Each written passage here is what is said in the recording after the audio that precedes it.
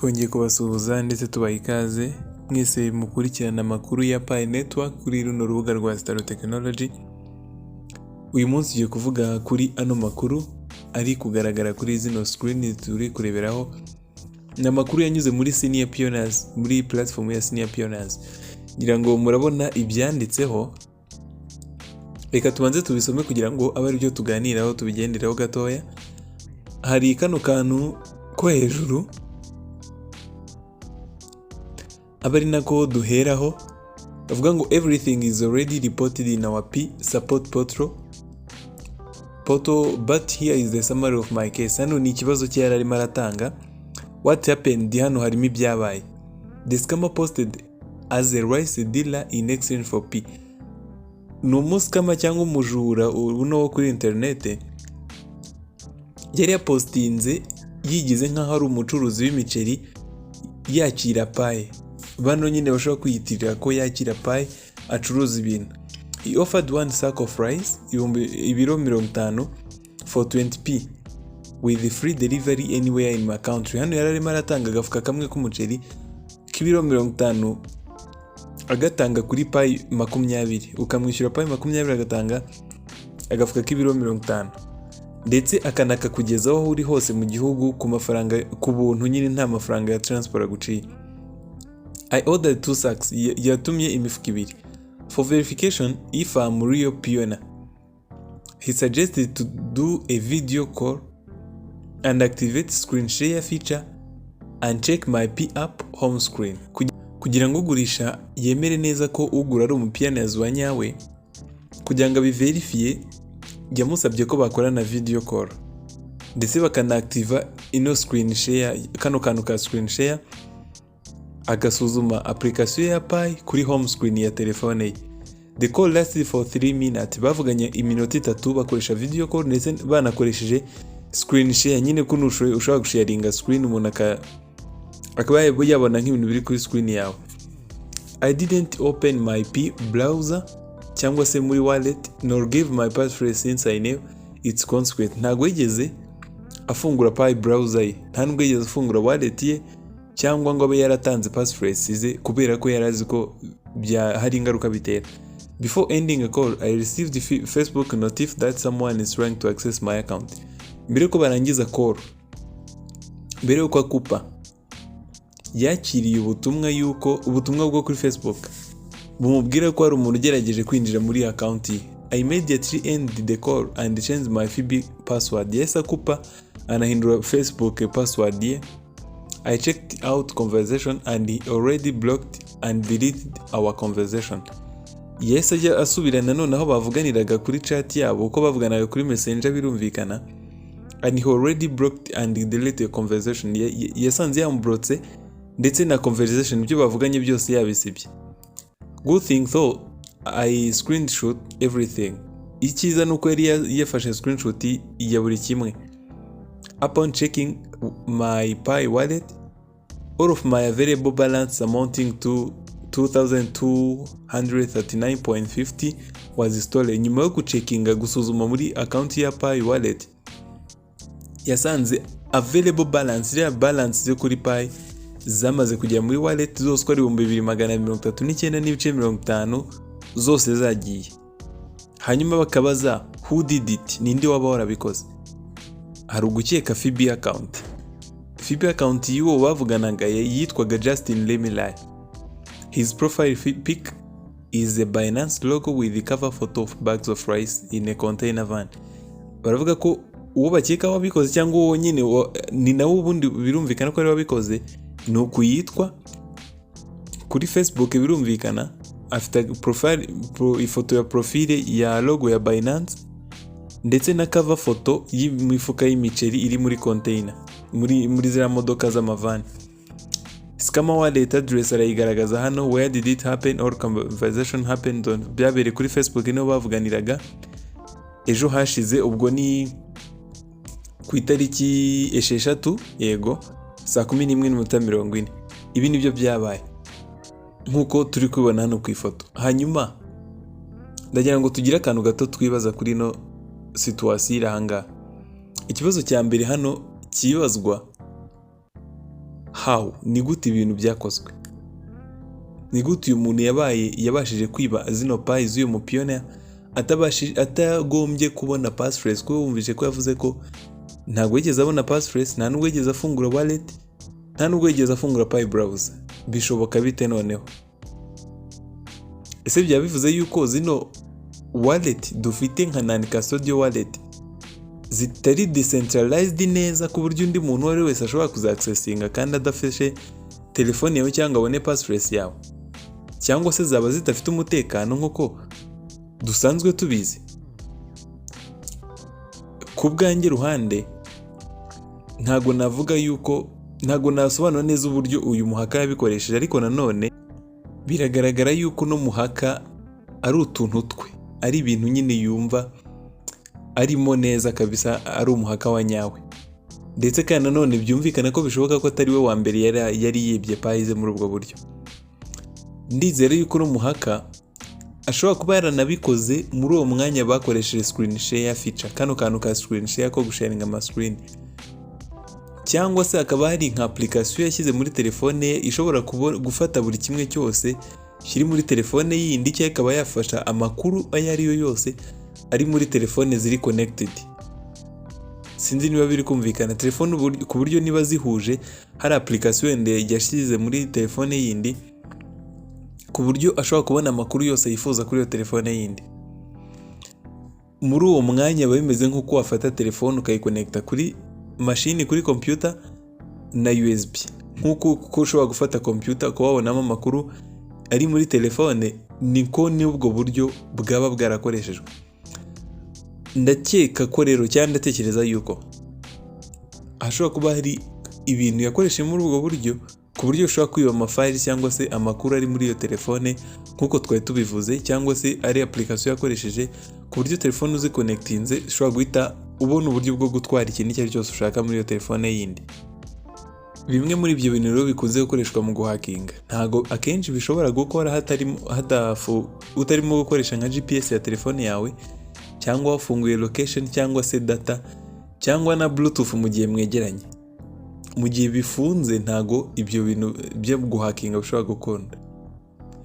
Kugira ngo ubashe gukonekta telefone n'indi ube wakwaccessinga cyangwa wabona ibintu birimo, nuko hagomba kuba hafunguye nka connection za telefone, wifi se wiconnectinzeho, wafunguye GPS cyangwa se Bluetooth mu gihe wegeranye n'umuntu. Utuntu nk'utwo ngo dushobora gutuma hari uburyo telefone ishobora guhuzwa n'indi. Nibwo gusa bishoboka kugira ngo umuhaka abe yahakinga telefone yindi. Niyo mpamvu uwo muhaka yabanje kumusaba kugira ngo bakore video call, ni ukugira ngo abashe guhuza izo telefone imwe n'iyindi, kugira ngo birumvikana. Urabizi ko mbere yuko connecta video call, data connection zigomba kuba zifunguye. Sometimes hari n'igihe usanga nka location cyangwa GPS utuntu nk'utwo twarifunguye cyangwa twarafungutse muri telefone muri situation runaka ntubimenye. Nabyo tuba dukwiye kubicunga, tukora ko utuntu nk'utwo kuri telefone zacu zifunguye. Ubwo ino video call yari irimo irakorwa muri ino situation, birumvikana ko ari bwo umuhaka we yari arimo arakora akazi kose kugira ngo ahuze izo telefone, abashe kubona ibiri muri telefone y'uwo ngo arimo ariba. Ubwo birumvikana yuko ubwo nibwo buryo umuhaka yakoresheje kugira ngo agere muri wallet y'uwo mupiyona, ndetse abashe no gutwara payi zose. Iki ni ikintu natwe tugwiye kwirinda. Bikunze kuvugwa kenshi ko nta kintu na kimwe cyo kwirukansa muri no payi network, cyane cyane mu guspendinga payi ndetse no kugura ibintu ibyo ari byo byose. Hari abantu benshi bakunda kumva yuko niba badakoresha payi kano kanya nta gihe bazabikoresha. Twe kumva yuko nitudaspendinga payi zacu kano kanya nta kindi gihe tuzazispendinga mu gihe kiri imbere. Ibyo byaba bibabaje cyane. Ntabwo abantu bagomba kumva yuko payi zije ngo zizahita zigenda, cyangwa se ngo zizaguhombera nuramuka utazihahishije kano kanya. Nta nubwo ari byiza kwishyiramo ko ugomba guhaha ku muntu uri kure yawe. Wenda birashoboka ko mu Rwanda bitari byatangira guhaha, ariko se kuki wumva wagira ishyaka cyane cyo gutumiza ibintu hanze? Kuko harimo uburyo bwinshi bwo kukwiba, cyangwa ugasanga n'umuntu ugiye gutumaho ibintu nawe ubwe ni umusikama ahubwo ushobora gutuma n'izo wari ufite zose zigenda. Pi network ntabwo ari nka za platform dukunze kubona kuri internet ziza mu gihe runaka zigahita zigenda, uko usanga ngo iraje nyuma y'amezi nkangahe isi ifungana, hano tujya tuzinyuzaho.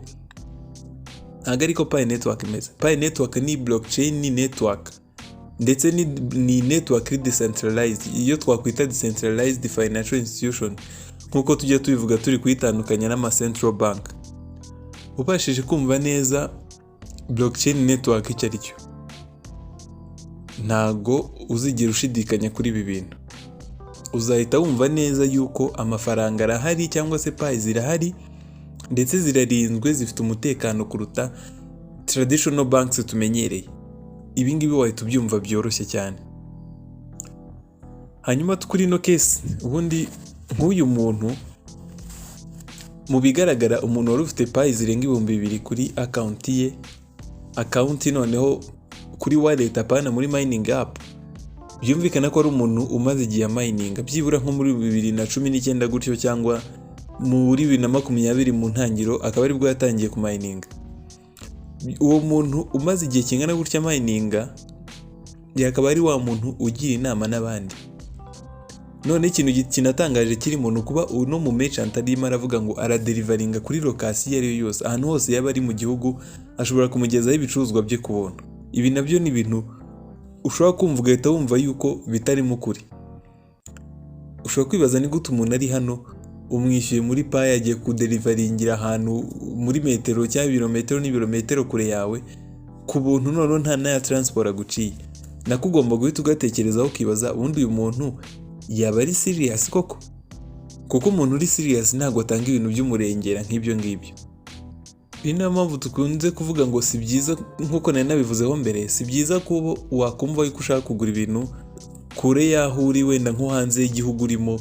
Ntabwo ari byiza rwose mu kugira ngo tugabanye risk cyangwa tubungabunga umutekano wa Pi zacu ndetse na account zacu ndetse n'ibyo tugura.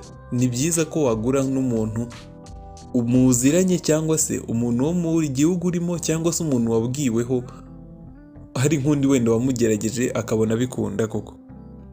Niba utanabonye umuntu hafi aho ngaho wenda bitarafunguka, nta mpamvu yo kwihuta. Ni byiza gutegereza kuko Pi ni amafaranga urayafite muri wallet yawe ntaho agiye. Ndabizi ubu iramutse ufite ari nk'amamiliyoni ufite kuri konti yawe, nta cyaba kiri kukwirukanza, watuza ugakora ibintu ku murongo. Naha rero dufite kwishyiramo tukiyumvisha yuko Pi ari amafaranga dufite muri wallet zacu, kandi ko ntaho ateganya kujya, nta n'impamvu yo kwihutisha ibintu ko n'ubundi ko tuyafite. Ntabwo ari umushahara wateganyirijwe guhembwa ku kwezi wenda ngo uvuge ngo warayabariye.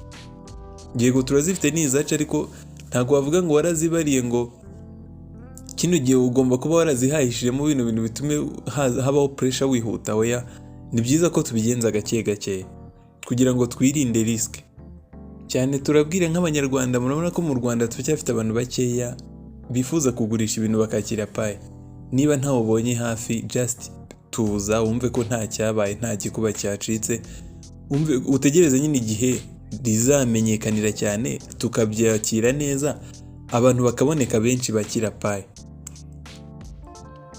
Icyo nasoza mvuga rero, navuga ngo twirinde cyane muri no enclosed network period, kino gihe turimo cya enclosed network, mu gihe dutegereje open network. Twirinde cyane abascammers, dutegereze amasoko. Abascammers bari ahantu ahariho hose.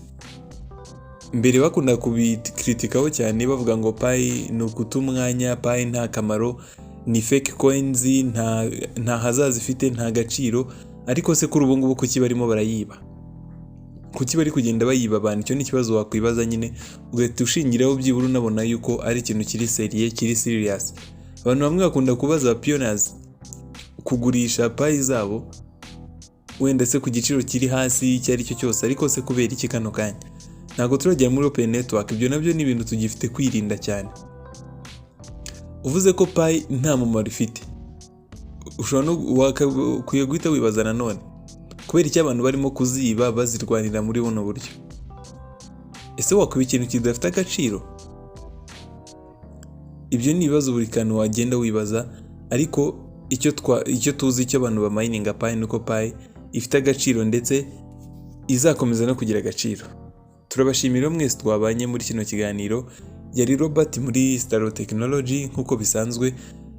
Muratwihangana turi kumara iminsi tutatambutsaho ibiganiro cyane kubera umwanya se cyangwa n'uburyo tuba tugomba gushaka amakuru neza yizewe kugira ngo tuze byibura tuvuga ku kintu cy'ingenzi kandi cyizewe neza. Turabashimira uburyo mubyihanganira ndetse n'ubundi mu minsi mike tugiye kugaruka neza mu buryo bumeze neza. Turabashimira rero naho butaha.